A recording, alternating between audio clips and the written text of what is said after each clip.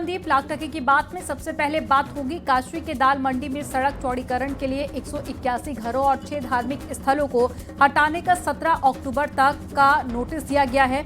इसके लिए प्रशासन डबल मुआवजा दे रहा है। उसके बाद आपको बताएंगे, मायावती के निर्देश पर आकाश आनंद यूपी के सभी जिलों में जनसभाएं करने का प्लान बना रखे हैं। अखिलेश और चंद्रशेखर को टक्कर देने के लिए पंचायत चुनाव और विधानसभा चुनावों के लिए बीएसपी ने प्लान बनाया है। और फिर बात होगी, योगी सरकार ने 14,82,000 राज्य कर्मचारियों को दिवाली गिफ्ट दिया है। हर कर्मचारी को करीब 7,000 रुपए का बोनस दिया जाएगा। साथ ही बताएंगे, दिल्ली में 18 अक्टूबर को सनातनी क्रिकेट टीम लीग होगी, जिसमें जो धर्माचार्यों की 4 टीमें बनकर तैयार हो गई हैं। क्रिकेट मैच से बाढ़ पीड़ितों की मदद भी की जाएगी। अब आपको खबरें दिखाते हैं विस्तार से।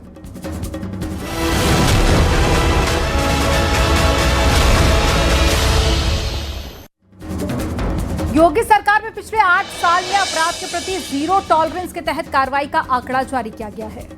और साल 2017 के बाद से अब तक 256 दुर्दांत अपराधियों को पुलिस ने एनकाउंटर के दौरान ढेर भी कर दिया। और इन 8.5 सालों में पूरे उत्तर प्रदेश में 15,726 मुठभेड़ें हुई हैं। इसमें 31,960 अपराधियों को पुलिस ने गिरफ्तार किया। मुठभेड़ में 10,324 बदमाश पुलिस की गोली लगने से घायल हुए हैं, जबकि मुठभेड़ के दौरान 18 पुलिसकर्मी शहीद हुए हैं तो 1,754 पुलिसकर्मी घायल हुए हैं। और यूपी में सबसे अधिक मुठभेड़ मेरठ जोन में दर्ज की गई है, जहां पर पुलिस ने 4,453 मुठभेड़ में 8,312 बदमाशों को गिरफ्तार कर लिया है। जबकि वहीं देखिए 3,131 अपराधी घायल हुए हैं और 85 कुख्यात बदमाशों को मौके पर ही मार गिराया गया है।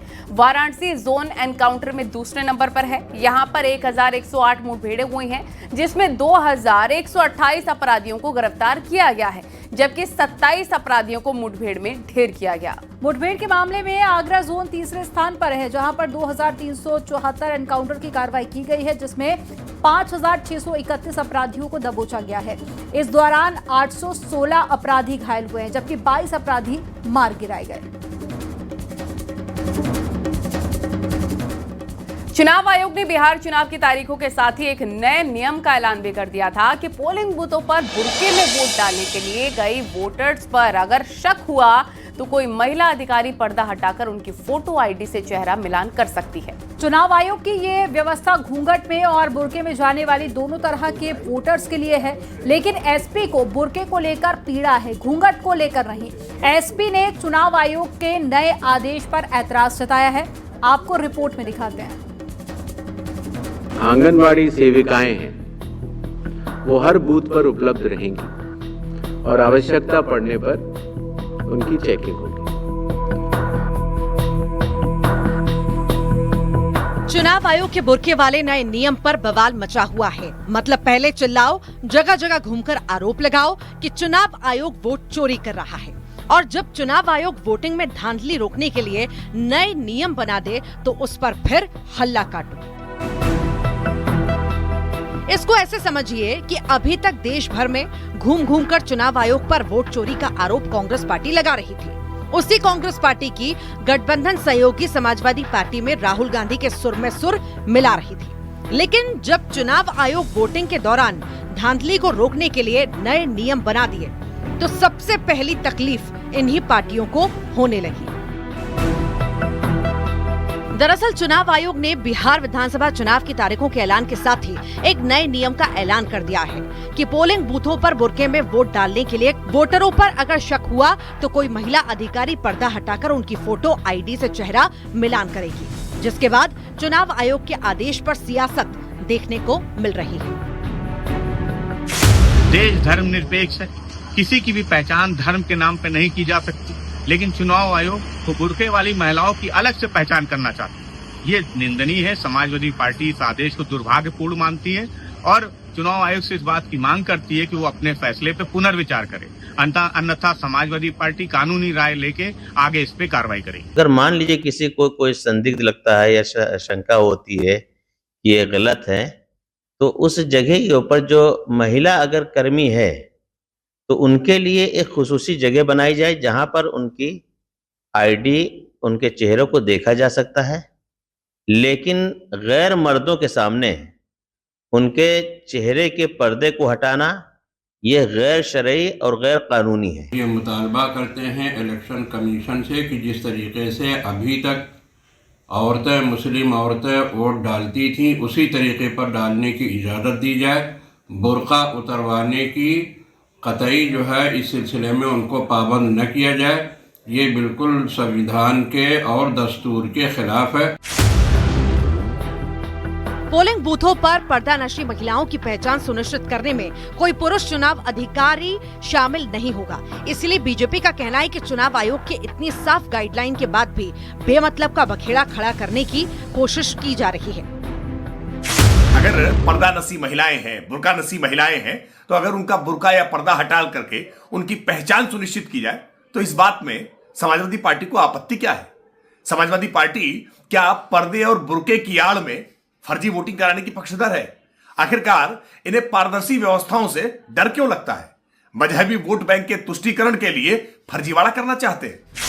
समाजवादी पार्टी के नेता फखरुल हसन चांद ने ईसी के बुर्के वाले निर्देश को दुर्भाग्यपूर्ण बताया और कहा कि अगर चुनाव आयोग इस फैसले पर पुनर्विचार नहीं किया तो समाजवादी पार्टी इस मामले पर कानूनी कदम उठाने के लिए आगे बढ़ेगी।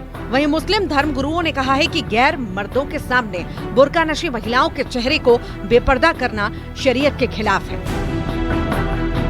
Bureau report, news 18।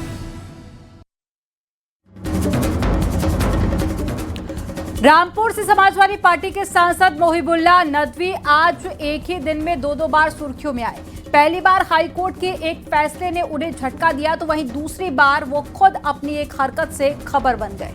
आपको पहले उनके एक एक्शन की बात बताते हैं जिसकी वजह से वो काफ़ी चर्चा बटोर रहे हैं। दरअसल रामपुर में विकास परियोजनाओं के उद्घाटन और लोकार्पण का कार्यक्रम था। इस दौरान बतौर सांसद उन्हें नारियल फोड़कर उद्घाटन की रस्म को अदा करना था, लेकिन दिल्ली की सुनहरी मस्जिद के इमाम और समाजवादी पार्टी के सांसद मोहिबुल्लाह नदवी ने नारियल फोड़ने से साफ इनकार कर दिया। वीडियो में दिख रहा है वो नारियल फोड़ने से बचते नजर आए और वहां पर खड़े लोगों के बीच वो पीछे की ओर चले गए। उन्होंने कहा कि मैं दुआ कर लूंगा और वो नारियल फोड़ने की जगह दुआ पढ़ने लग गए। नदवी का ये वीडियो काफी वायरल है। हालांकि कार्यक्रम में बीजेपी विधायक आकाश सक्सेना, डीएम, एसपी मौजूद थे। सांसद के मना करने के बाद बीजेपी विधायक आकाश सक्सेना ने नारियल फोड़कर विकास परियोजनाओं का लोकार्पण किया। हम तो दुआ कर ले। अब नदवी को हाईकोर्ट से लगे झटके की बात करते हैं। इलाहाबाद हाईकोर्ट ने मोहिबुल्लाह नदवी को आदेश दिया है कि वो हर महीने अपनी पत्नी को 30,000 रुपए गुजारा भत्ता दें। कोर्ट ने नदवी की पत्नी रुमाना परवीन की तरफ से दाखिल याचिका पर यह आदेश दिया। रुमाना परवीन नदवी की चौथी पत्नी है और 2012 में दोनों की शादी हुई थी, लेकिन फिलहाल दोनों अलग रह रहे हैं। रुमाना ने आगरा में नदवी पर दहेज उत्पीड़न और मारपीट का मुकदमा दर्ज कराया था।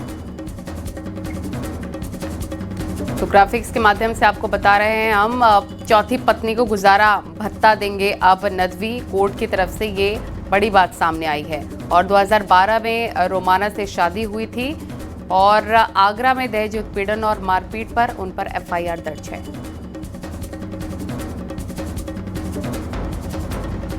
तो एसपी सांसद एक बार फिर से विवादों में आ गए हैं और ये तस्वीर आपको दिखा रहे हैं उनकी पत्नी की, जिनको गुजारा भत्ता देने की बात कही गई है। और इलाहाबाद हाईकोर्ट का नदवी को आदेश है कि पत्नी को गुजारा भत्ता देना ज़रूरी है। चौथी पत्नी रुमाना परवीन ने अर्जी दायर की थी कोर्ट में, जिसके बाद कोर्ट की तरफ से ये फैसला सुनाया गया। तो इलाहाबाद हाईकोर्ट ने मोहिबुल्लाह नदवी को आदेश दिया है कि वो हर महीने अपनी पत्नी को 30,000 रुपए गुजारा भत्ता देंगे। कोर्ट ने नदवी की पत्नी रुमाना परवीन की ओर से दाखिल याचिका पर ये आदेश दिया है। रुमाना परवीन नदवी की चौथी पत्नी है।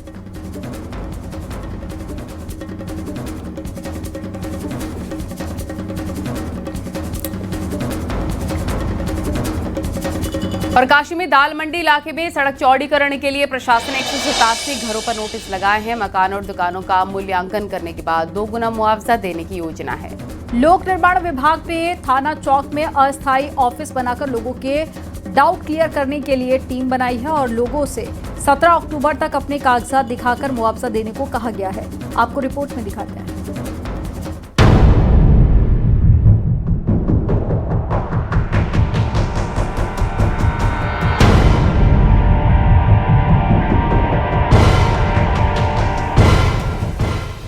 श्री काशी विश्वनाथ मंदिर तक एक नए रास्ते को खोलते हुए सड़क के चौड़ीकरण के लिए दाल मंडी को विकल्प के तौर पर सामने रखा गया है। अब यहां पर 187 मकान और दुकान मालिकों को नोटिस जारी कर पीडब्ल्यूडी अतिक्रमण हटाने की कार्रवाई शुरू करने जा रहा है। पूर्वांचल के सबसे बड़े थोक बाजार दाल मंडी में अब नोटिस चस्पा हो गया है, यानी कि जो ध्वस्तीकरण की कार्रवाई है वो शुरू हो गई है। नोटिस के रूप में पहली जो कार्रवाई है वो यहाँ पर सभी दुकानों पर, मकानों पर लगा दी गई है। 17 अक्टूबर तक नोटिस का जवाब देने की मियाद है। इसके बाद अतिक्रमण हटाने की कार्रवाई शुरू होगी। दाल मंडी में 181 भवन और 6 धार्मिक स्थल को नोटिस दिया गया है। मकान और दुकानों का मूल्यांकन कर दोगुना मुआवजा जल्द देने की योजना है। हमारे एक एई और जेई वहाँ परमानेंट बैठ रहे हैं और लगातार एक आदमी बैठा हुआ है जो लगातार अनाउंसमेंट भी कर रहा है ताकि उनकी कोई भी शंका हो हम उसका समाधान कर सकें। अभी तक कोई व्यक्ति आप लोगों के पास आया वहाँ के अपना कागज उगज लेकर? देखिए, एग्जैक्ट मुआवजा लेने के लिए तो नहीं आया, लेकिन जो भी आए अपनी शंकाओं के समाधान के लिए आए कि साहब रेट क्या है, कितना इधर जाएंगे, कितना उधर जाएंगे, आप वैल्यूएशन कैसे निकालेंगे, कितने फ्लोर का देंगे, मकान पुराना है तो उसका वैल्यूएशन क्या होगा, उस तरह के सवालों को लेकर के आए हैं। लोक निर्माण विभाग ने थाना चौक में अस्थायी ऑफिस बनाकर लोगों के डाउट क्लियर करने के लिए टीम बनाई है। लोगों को 3 दिन में अपने कागजात दिखाकर मुआवजा लेने के लिए कहा गया है। तय समय सीमा में कागज लेकर नहीं पहुंचते हैं तो कार्रवाई होगी। पूरी सड़क करीब 60 फीट की सड़क होगी, 50 फीट की 17.5 मीटर चौड़ी सड़क हो जाएगी। जो 2 मीटर है कहीं पर अभी 3 मीटर है, अब वो मीटर की सड़क हो जाएगी। उसके लिए नोटिस चस्पा होने की कार्रवाई शुरू हो गई है, यानी कि नोटिस के बाद सभी कागजात दिखाने गए होंगे। कागजात के बाद फिर प्रशासन ये मान रहा है कि जो अतिक्रमण होगा उसको ध्वस्त किया जाएगा। तो फिलहाल नोटिस चस्पा की कार्रवाई दाल मंडी में शुरू हो गई है और नोटिस के बाद कैसी दाल मंडी की सड़क होगी ये कागज न्यूज़ 18 आपको दिखा रहा है। पंकज सिन्हा के साथ उपेंद्र द्विवेदी, न्यूज़ 18 वाराणसी।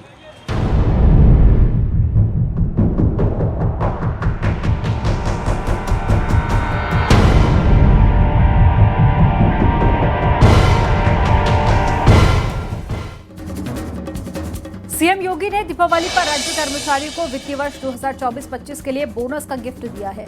हर कर्मचारी को करीब 7,000 रुपए का बोनस मिलेगा। योगी सरकार के फैसले से 14,82,000 कर्मचारियों को सीधे फायदा होगा। वहीं सरकार पर करीब 1,022 करोड़ का लोड भी बढ़ेगा। देखिए रिपोर्ट। यूपी सरकार ने प्रदेश के 14 लाख राज्य कर्मचारियों को बोनस देने का ऐलान किया। ये बोनस उन्हें दिवाली गिफ्ट के रूप में दिया जा रहा है। फाइनेंशियल ईयर 2024-25 के लिए बोनस देने का फैसला लिया गया। 14,82,000 कर्मचारियों को इसका फायदा मिलेगा। हर कर्मचारी को 6,908 रुपए का बोनस मिलेगा। कर्मचारी महासंघ ने योगी सरकार की तरफ से मिले दिवाली गिफ्ट का स्वागत किया। राज्य सरकार के द्वारा कर्मचारियों को दिवाली उपहार के रूप में जो बोनस का घोषणा की गई है, UP agriculture minister service association और कृषि कर्मचारी महासंघ की तरफ से मैं उसका स्वागत करता हूं। लखनऊ में सीएम योगी ने पंचायती राज विभाग की समीक्षा बैठक भी की। इस मौके पर सीएम योगी ने कहा कि इन इकाइयों को आत्मनिर्भर बनाने के लिए पारदर्शिता, तकनीक और स्थानीय संसाधनों के बेहतर उपयोग पर विशेष ध्यान दिया जाना चाहिए। वहीं दिवाली पर बोनस देने के फैसले से यूपी सरकार पर करीब 1,022 करोड़ का लोड बढ़ेगा। कर्मचारियों के लिए बोनस का ऐलान करने के बाद में सीएम योगी ने सोशल मीडिया पर पोस्ट कर कर्मचारियों को बधाई दी। अब उत्तर प्रदेश के राज्य कर्मचारियों को 7,000 रुपए का दिवाली का बोनस दिया जाएगा। ये जो बोनस होगा ये 47,000 जो पे स्केल हैं उससे ज़्यादा के कर्मचारी और 1.5 लाख तक के यानी कि मैट्रिक 8 लेवल तक के कर्मचारियों को ये बोनस मिलेगा। इसमें उत्तर प्रदेश के 14,85,000 राज्य कर्मचारियों को सीधे तौर पर लाभ मिलेगा, बोनस का और फायदा मिलेगा। कैमरामैन गोपीगिरी के साथ संकेत मिश्रा, न्यूज़ 18 लखनऊ। आकाश आनंद भी सांसद चंद्रशेखर की तर्ज पर पूरे यूपी में घूमेंगे और सभाएं करेंगे। आकाश आनंद प्रदेश से लेकर जिला स्तर पर पार्टी छोड़ चुके चेहरों को फिर से शामिल करने की तैयारी में है। मुस्लिम, अति पिछड़े, दलित और ब्राह्मण चेहरों पर बीएसपी का ज्यादा फोकस रहेगा। वहीं एसपी प्रवक्ता का कहना है कि मायावती और आकाश आनंद की सियासी तैयारी सिर्फ बीजेपी को फायदा पहुंचाने के लिए है। आपको रिपोर्ट में दिखा दें।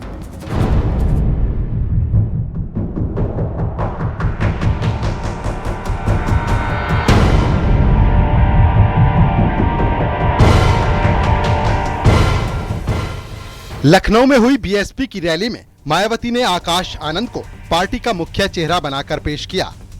यूपी में पार्टी को मजबूत करने के लिए आकाश आनंद को जमीनी स्तर पर दलित वोटर्स को अपने पक्ष में करने के काम पर भेजा जाएगा। 16 अक्टूबर को लखनऊ में बीएसपी की बैठक होगी, जिसमें आकाश आनंद को जिम्मेदारी दी जाएगी।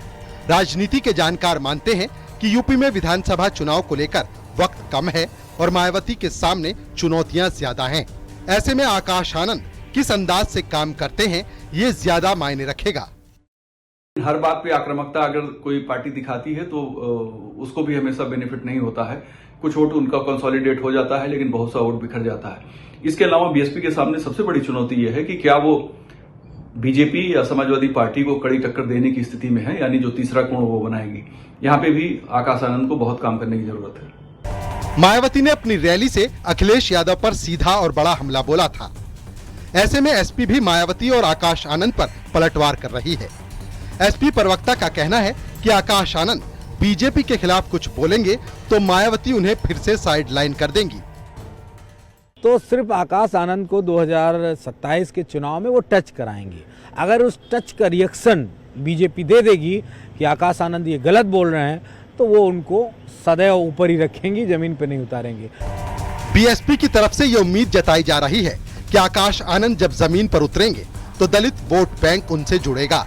अब देखना ये है कि दलित वोट बैंक अगर बीएसपी के साथ मजबूती से आता है तो उसका सियासी नफा नुकसान किसे मिलेगा।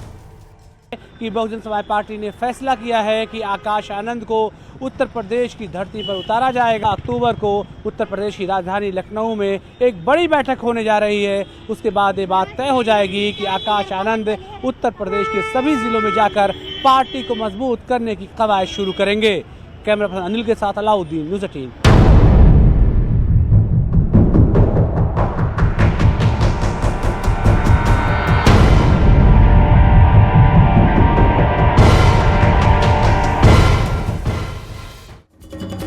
आईपीएल की तरह अब सनातनी क्रिकेट लीग होने वाली है। दिल्ली के स्टेडियम में 18 अक्टूबर को युवा धर्माचार्य सनातनी युवाओं के साथ क्रिकेट मैच खेलेंगे। कथावाचक संत देवकीनंदन ठाकुर बाबा बागेश्वर धाम, कथावाचक इंद्रेश उपाध्याय और कथावाचक चिन्मयानंद की टीम शामिल होगी और क्रिकेट लीग से आए हुए रुपयों से हिमाचल, पंजाब, उत्तराखंड के बाढ़ प्रभावित लोगों को मदद की जाएगी।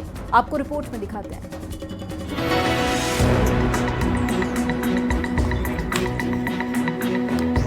दिल्ली में 18 अक्टूबर से सनातनी क्रिकेट लीग का आयोजन होगा।